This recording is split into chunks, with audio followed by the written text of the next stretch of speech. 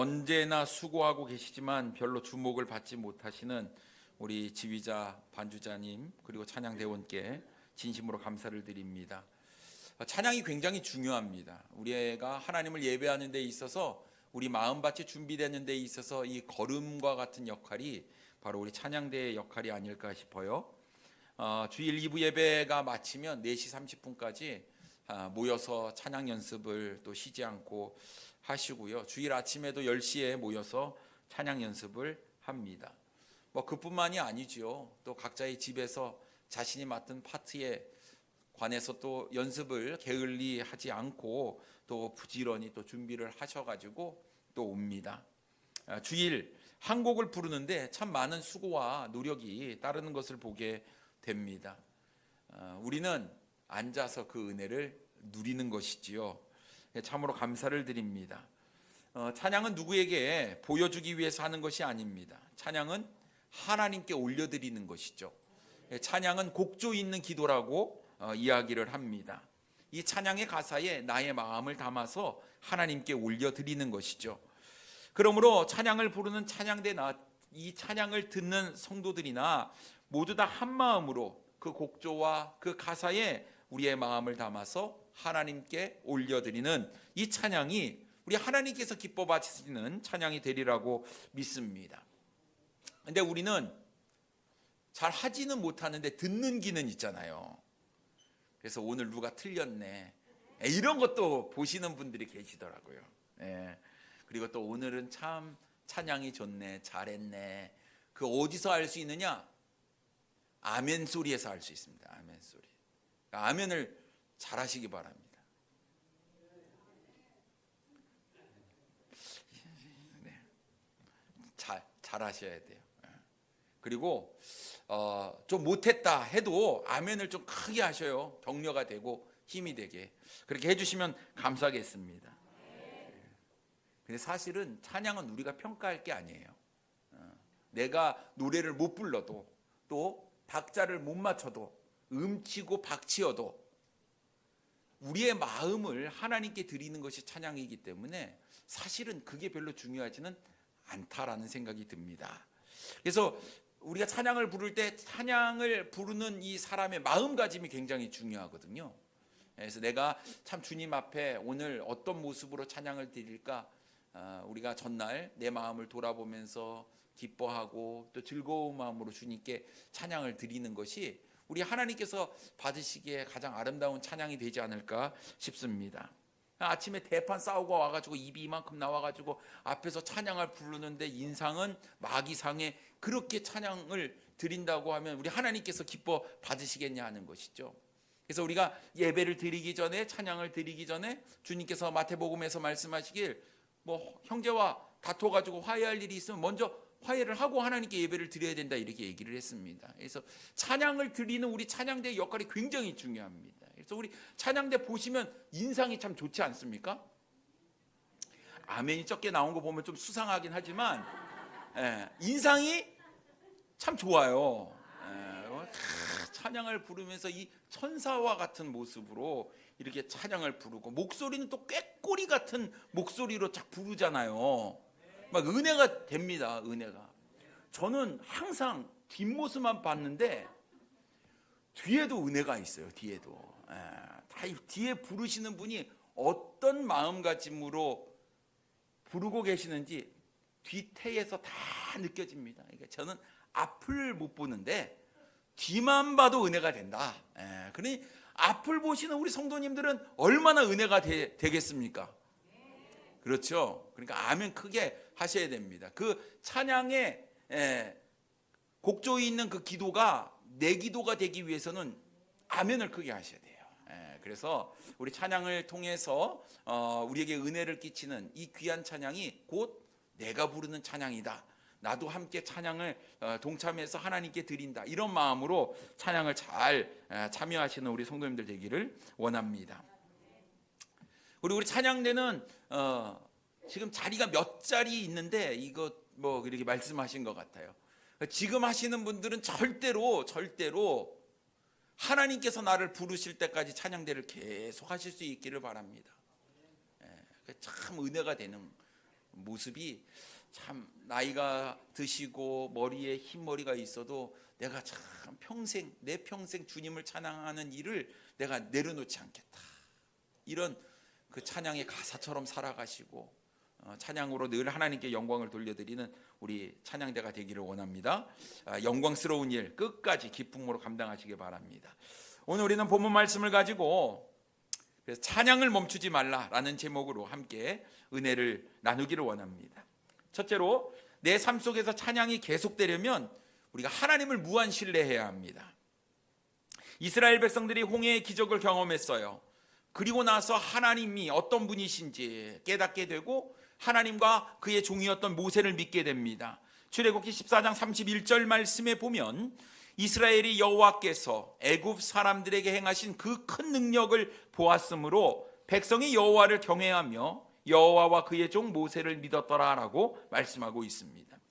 이스라엘 백성들이 하나님을 경외하고 모세를 믿게 된 이유가 뭐였을까요? 하나님께서 행하신 놀라운 기적을 보았기 때문에 그렇다고 성경은 이야기하고 있습니다. 그래서 우리가 지금 본문 15장에 있는 말씀을 읽고 있는데요, 그 앞에 있는 15장 전체의 내용을 보게 되면 모세의 노래와 미리암의 노래로 구성이 되어 있습니다. 하나님의 놀라운 인도하심 가운데 애굽 땅에서 나온 이스라엘 백성들이요, 정말 무사히 이 홍해를 건너게 되었습니다. 하지만 그 뒤를 쫓아온 바로의 군대는 그 무사히 건넌 이스라엘 백성 뒤로 따라가다가 물에 잠겨 모두 다 멸절당하게 되었습니다. 이건 완벽한 승리였어요. 하나님만이 하실 수 있는 일이었습니다. 이 하나님의 놀라운 능력을 경험했던 이스라엘 백성들은 하나님께 찬양을 돌리기 시작했어요. 지도자였던 모세 그리고 미리암도 하나님 앞에 찬양으로 영광을 돌렸고요. 그때마다 사람들은 나와서 춤을 추며 하나님 앞에 온 몸으로 하나님을 찬양했던 모습을 우리가 볼 수가 있습니다. 그리고 이 놀라운 승리 후에 이런 찬양들이 나왔다는 것, 여러분 우리의 삶 가운데 왜 찬양이 나옵니까? 하나님께서 나에게 베푸르신 은혜가 있을 때, 그럴 때 막 찬양이 나오는 거예요. 그 은혜가 없으면, 기쁨이 없으면 찬양이 안 나오나 나의 슬플 때, 또 괴로울 때, 그때도 우리가 찬양을 할 수 있는 마음이 사실은 기쁠 때 나오는 찬양이 있을 때, 그래 모든 것이 다 주님의 섭리 가운데 계획하신 가운데 이루어졌지, 그러면서 슬프고 힘들 때도 찬양을 할 수 있을 것 같아요. 우리가 잘 아는 찬양 중에 괴로울 때 주님의 얼굴 보라 하는 찬양이 있지 않습니까? 그래요.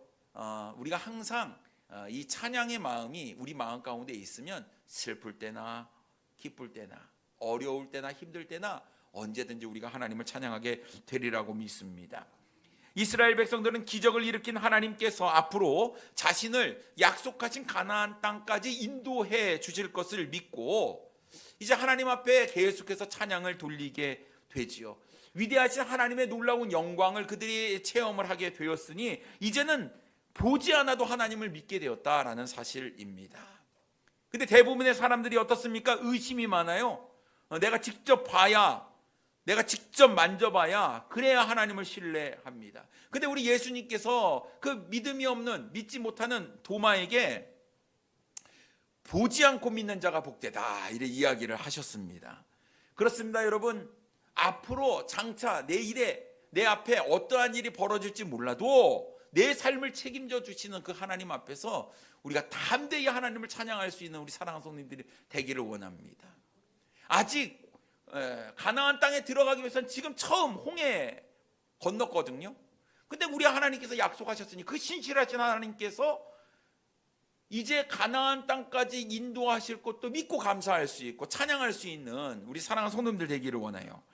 우리 하나님은 신실하신 분입니다. 약속하신 것은 반드시 행하신 분이에요. 성경에 있는 모든 기록, 예언된 기록은 다 성취되었습니다. 이제 뭐 하나만 성취되면 돼요. 예수님께서 다시 오신다 하는 이 재림의 약속이 이제 성취만 되면 됩니다. 우리 하나님은 약속하신 것을 다 이루셨다니까요. 신실하신 분입니다. 여러분의 삶을 우리 하나님께서 지켜주신 줄 믿습니다. 그러니 여러분 두려워하지 마세요. 걱정하지 마세요. 내가 할 일은 하나님 편에만 딱 붙어 있으면 됩니다. 하나님 말씀하신 대로 동행하는 삶을 살기만 하면 됩니다. 그러면 하나님이 내 삶을 책임져 주신다. 믿습니까? 자, 그럼 이제 홍해 바다를 건넌 이스라엘 백성들이 어디로 들어가냐면요, 수르 광야로 들어갔습니다. 22절 말씀에 보면 모세가 홍해에서 이스라엘을 인도하며 그들이 나와서 수르 광야로 들어가서 거기서 사흘 길을 걸었으나 물을 얻지 못하고 라고 말씀하고 있어요. 여러분, 우리가 잘 아는 대로 광야는 물도 없고 또 음식도 없는 곳입니다. 강하게 햇볕이 내리쬐는 곳으로서 사람이 살기에는 척박한 곳이었죠. 근데 이스라엘 백성들이 이 수르 광야를 걸었는데 며칠 걸었습니까? 사흘을 걸었습니다. 이렇게 생각을 했을 것 같아요. 우리 하나님께서 이제 홍해 바다 건넜으니 조금만 가면 이제 좋은 땅이 나온다, 좋은 음식, 좋은 물이 있는 곳이 나온다. 그래서 하루 길을 갔어요. 근데 물이 있어요, 없어요? 없는 거예요. 이상하다. 그래도 뭐 그럴 수도 있겠지. 또 하루를 또 갑니다. 또 갔어요. 근데 물이 있어요, 없어요?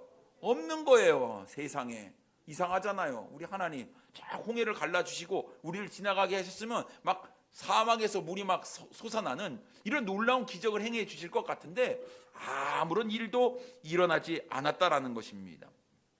이제 목이 말라요. 입이 쩍쩍 붓습니다. 그런데 여러분, 사람이 물이 없으면 죽습니다. 그래 어떡합니까? 죽음에 대한 두려움이 막 몰려오기 시작했어요. 아무리 봐도 물이 보이지 않는 거예요. 메마른 모래가 전부였다라는 것입니다. 이쪽을 보고 저쪽을 보나 황량한 사막이었어요. 그런데 하나님께서는 계속 그 길을 인도해 가셨다라는 것입니다.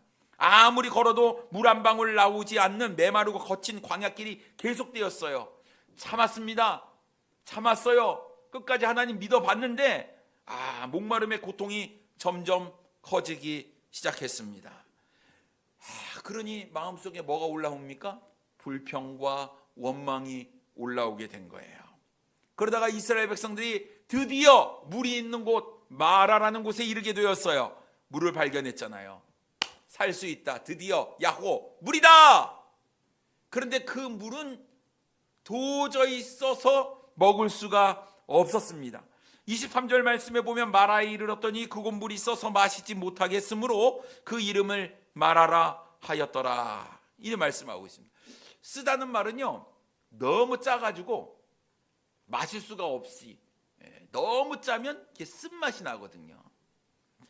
이 마라란 말의 뜻은요, 괴롭다, 비통하다 이런 뜻이에요. 그러니까 얼마나 인생이 물이 없어가지고 괴롭고 비통했는지. 참, 하나님께서 약속하신 그 가나안 땅에 들어가는데 이게 호락호락하지 않았다라는 것입니다. 그들이 그렇게 춤추며 하나님께 찬양으로 영광을 돌렸는데 며칠 만에 원망으로 바뀌었습니까? 찬양이 3일 만에, 단 3일, 사흘 만에 그렇게 바뀌었다라는 것입니다. 온데간데 찬양이 없어졌어요. 삶 속에 찬양이 뚝 끊어졌다라는 것이죠.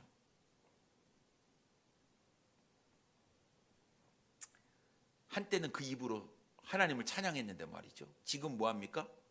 원망하는 거예요. 원망하는 거예요. 사랑하는 여러분, 우리가 기억해야 될 일들이 있습니다. 찬양이 우리 마음 가운데, 우리 입술에 늘 있으면 항상 기쁘고 즐거운데 이 찬양이 딱 끊어지는 순간이 문제예요. 하나님의 은혜 다 잊어버린 입에서 이제 불평이 나오기 시작하는 것이죠. 근데 여러분, 우리가 하나님을 한번 생각해 보시면, 이스라엘 백성들이 그 당시에 하나님을 생각해 보시면, 아니 홍해를 갈라가지고 우리를 인도해 내신 분 아닙니까? 그럼 사실 마실 물 정도는 이거는 식은 죽 먹기였어요. 누워서 떡 먹기죠. 하나님께서 뿅 하면은 이제 물이 촥 나오는 그 놀라운 일들을 우리 하나님께서 충분히 하실 수 있다라는 것입니다. 그러면 두려워할 필요가 없잖아요. 하나님께서 이끌어내가지고 여기서 목말라 죽게 만드시는 분이 우리 하나님이십니까? 아니라는 것이잖아요. 그러면 하나님께서 나를 지켜주시고 내 삶 가운데에 분명히 인도하심이 있을 텐데 왜 이런 일들이 있는가? 거기에는 분명한 목적이 있을 거예요. 목적이 있습니다. 우리 하나님께서 그냥 허투루 그냥 설렁설렁 이렇게 하는 게 아니거든요. 분명한 우리의 인생의 계획을 가지고 우리를 이끌어 가시는 분이시다라는 하나님을 향한 전폭적인 신뢰가 우리에게 필요한 줄 믿습니다. 하나님을 향한 무한 신뢰, 그게 우리가 있어야 돼요. 그러면 내 삶에 괴로운 일이 있거나 어려운 일이 있어도 우리는 하나님을 여전히 찬양하게 될 것입니다. 왜냐하면 나를 사랑하시니까. 이것에도 뜻이 있구나 하는 것들을 우리가 깨닫게 됩니다.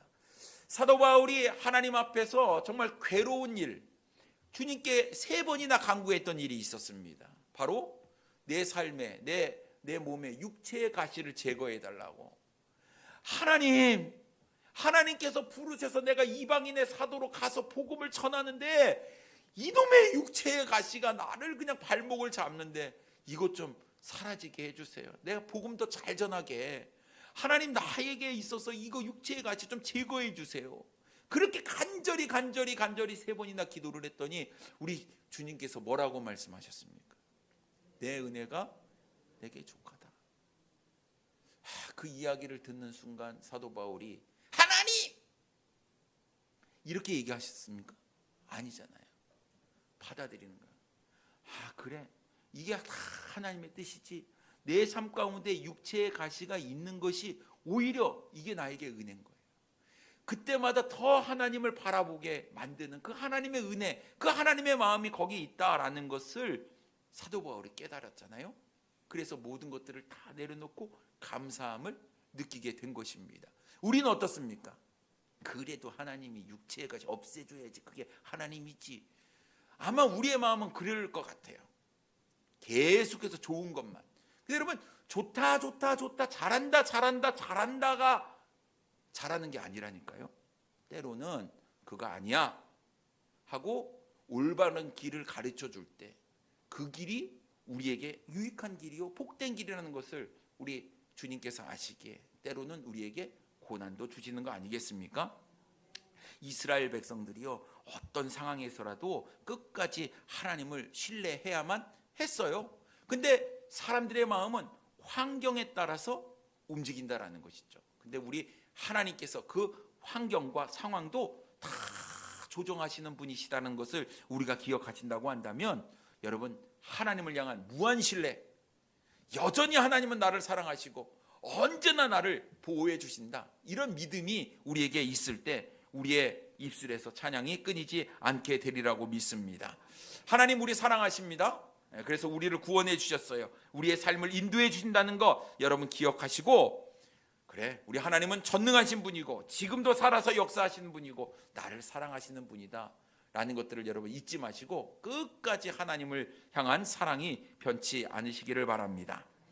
두 번째로, 내 삶 속에서 찬양이 계속되려면 어떤 상황이 우리에게 주어질지라도 우리는 하나님을 찬양해야 한다라는 것입니다. 이스라엘 백성들은 하나님께서 애굽에서 인도해 주셨기 때문에 이 광야에서도 인도해 주실 것이라고 생각을 했어요. 하지만 당장 지금 마실 물이 없을 뿐만 아니라 3일 안에 만난 마라의 물이 있어도 그것을 마실 수가 없으니 입술에서 원망이 튀어나왔지요. 참지 못했어요. 인내하지 못했어요. 하나님의 그 마음을 헤아리지 못했다라는 것입니다. 24절 말씀에 보면 백성이 모세에게 원망하여 이르되 우리가 무엇을 마실까 하며, 우리가 무엇을 마실 게 없다라는 이야기 아니겠습니까? 계속 이스라엘 백성들은 하나님을 신뢰하지 못했어요.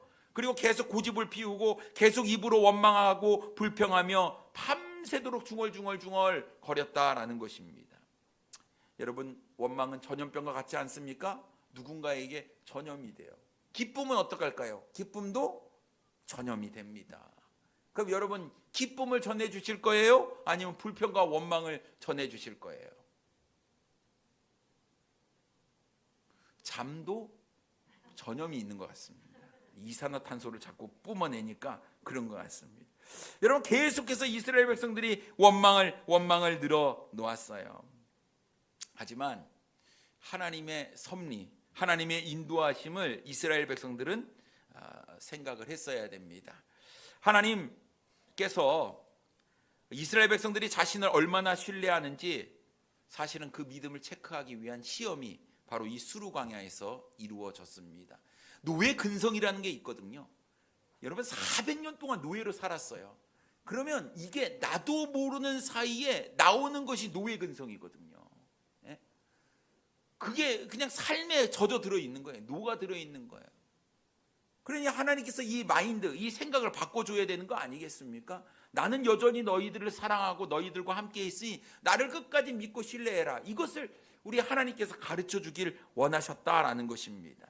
그러니까 3일 동안 물이 없을지라도 여전히 약속하신 그 하나님은 그 약속을 이루시기 위해서 반드시 지키신다라는 것을 이스라엘 백성들이 끝까지 믿고 따라 나오길 원했다라는 것입니다. 믿지 못하니까 그러는 거거든요. 그래 불평하는 거거든요. 그러니까 내 입술에 자꾸 불평이 생긴다. 이건 나의 믿음의 부족함이다 라는 것들을 우리 성도님들 깨달으셔야 될 줄 믿습니다. 늘 감사하시고 늘 기뻐하실 수 있는 우리 성도님들이 되기를 원합니다. 그러니까 환경 따라서 여러분 마음이 이리 갔다 저리 갔다 불평하기보다는 하나님의 깊고 오묘하신 뜻이 있겠지 참고 기다리고 인내하면 하나님의 뜻은 반드시 우리의 삶을 통해서 성취가 되기 때문에 여러분 하나님 앞에서 우리는 감사할 수 있고 기뻐하게 될 수 있으리라고 믿습니다. 이스라엘 백성들은 원망의 소리를 냈지만 모세는 달랐어요. 이스라엘 백성들과 같이 원망하지 않았습니다. 모세는 오히려 하나님께 기도했지요. 25절 말씀에 보면 모세가 여호와께 부르짖었더니 여호와께서 그에게 한 나무를 가리키시니 그가 물에 던지니 물이 달게 되었더라. 거기서 여호와께서 그들을 위하여 법도와 율례를 정하시고 그들을 시험하실세라고 말씀하고 있습니다. 모세가 어떻게 했습니까? 하나님께 부르짖었어요. 기도했습니다. 원망의 소리가 들릴 때 똑같이 원망하고 불평하지 않았어요.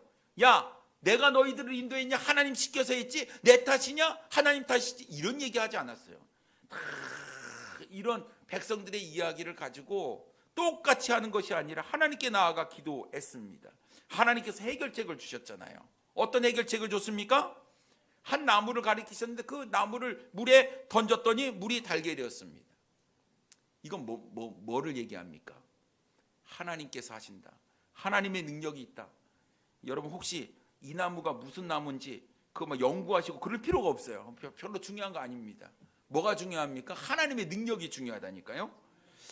그래서 이 모세가 하나님께 부르짖었을 때 원망하지 않고 부르짖었을 때 하나님께서 그 부르짖음에 응답하셨다라는 사실을 우리가 기억하게 된다면 우리가 어떤 상황에 처해 있을 때 여러분 그 상황 가운데 우리가 해야 될 일은 하나님을 믿고 하나님께 나아가 부르짖는 것이에요. 그럼 하나님께서 우리의 인생에 문제를 해결해 주시는 해결책을 제공해 주신다라는 것입니다. 하나님께서 말씀하시길 그들을 위하여 법도와 율례를 정하시고 그들을 시험하셨다고 말씀하고 있습니다. 26절에 이르시되 너희가 너희 하나님 나 여호와의 말을 들어 순종하고 내가 보기에 의를 행하며 내 계명에 귀를 기울이며 내 모든 규례를 지키면 내가 애굽 사람에게 내린 모든 질병 중 하나도 너희에게 내리지 아니하리니 나는 너희를 치료하는 여호와임이라라고 말씀하고 있습니다. 하나님의 말씀에 순종하기만 하면 애굽 사람에게 내린 모든 질병 중에 하나도 내가 너희들에게 내리지 않겠다. 내가 너희를 지켜 보호해 주겠다라고 하나님께서는 약속하셨습니다. 그리고 이 일을 통해서 불평과 원망보다는 끝까지 나를 보고 순종하는 삶을 살기를 주님께서 시험하셨다라고 성경은 이야기하고 있습니다. 그래서 여러분 하나님께서 우리에게 요구하시는 것은요 100% 전폭적인 하나님께 나아가 순종하는 그 마음을 원하신다라는 것이죠. 우리가 잘 아는 대로 그 뒤에 27절 말씀에 보면 우리 하나님께서 가장 좋은 엘림을 예비해 놓고 계셨다라는 것이죠. 그들의 엘림에 이르니 거기에 물샘 12과 종려나무 70그루가 있는지라 거기서 그들이 그 물 곁에 장막을 치니라라고 말씀하고 있습니다. 다 예비해 놓으셨거든요. 단순히 우리가 어떤 마음인지 그 시험하신 것이었다라는 사실입니다. 이미 하나님께서는 우리가 마음껏 누릴 수 있는 아름다운 엘림을 다 준비해 놓고 우리를 테스트하고 계시는 것이죠. 그래서 여러분 이 테스트를 잘 통과하셔야 됩니다. 믿음의 시험을 잘 통과하셔야 되는 거예요. 하나님 앞에 우리의 믿음을 입증해 보일 수 있는 우리 사랑하는 성도님들 되기를 원합니다. 어느 상황 가운데 있을지라도 우리 입술에서 찬양이 끊이지 않았으면 합니다. 계속해서 찬양이 넘쳤으면 좋겠어요. 저희 어렸을 때는요 늘 피아노 치시는 분 옆에서 찬양을 이것도 한번 반주 좀 해달라고 계속 불렀던 기억이 있습니다. 그래서 찬양하겠다고 했더니 목소리가 깨진다고 뚝배기 중창단이라는 그런 이야기도 들었지만 마음 가운데 참 즐거움이 있었던 것 같아요. 학생 때는요, 학생부 새로운 찬양이 나왔다 그러면 피아노 옆에서 그거 같이 부르고 기타 치면서 찬양을 불렀던 그런 기억이 있습니다. 사랑하는 성도님 여러분, 여러분의 삶 가운데 찬양이 있으십니까? 계속 여러분 찬양을 부르고 계십니까? 찬양을 듣고 계십니까? 우리의 마음의 중심이 온전히 하나님께로 향해서 이래도 감사, 저래도 감사. 이럴 때는 또 이런 찬양, 저럴 때는 저런 찬양. 힘들고 괴로울 때는 누군가 널 위해 기도하네. 이 찬양이 또 우리 마음 가운데 은혜가 되고, 여러 가지 찬양을 통해서 우리가 우리의 마음도 위로받고, 여전히 하나님은 우리와 함께 계시는데 정말 중요한 것은 우리의 삶의 모습들, 표현이 중요하지 않을까 싶습니다. 어떤 순간에서도 절대로 하나님은 우리를 버리지 아니하신다라는 것을 우리가 기억하고, 하나님을 찬양하는데 우리가 힘쓰는 우리 찬양대원들, 우리 사랑하는 성도님들 되기를 원합니다. 찬양을 좋아하시는 분들은요, 대화도 찬양으로 하더라고요. 대화도. 랩을 좋아하는 사람은 랩을 한다고 그러잖아요. 그래서 늘 우리 입술에 찬양이 끊이지 않는, 그래서 찬양 속에 거하시는 하나님을 느끼며 또 말씀 속에 거하시는 하나님을 느끼며 우리가 하나님 앞에 어떤 상황 가운데서도 원망하지 말고 끝까지 하나님을 신뢰하시면 하나님은 그 찬양을 통해서, 그 가사를 통해서, 우리의 삶에 순종하는 모습을 통해서 우리 하나님 영광을 받아주시리라고 믿습니다. 우리 교회 귀한 찬양대 허락하여 주신 하나님께 감사를 드리고, 매주일마다 수고하시는 우리 귀한 찬양대원을 위해서 진심으로 감사를 드립니다. 앞으로도 우리에게 찬양을 통해서 선한 놀라운 그 은혜를 끼쳐주시기를 바라고요. 우리가 한 마음으로 하나님을 찬양하고 영광을 돌리는데 모두 다 힘쓰는 우리 사랑하는 성도님들 되기를 원합니다. 기도하겠습니다.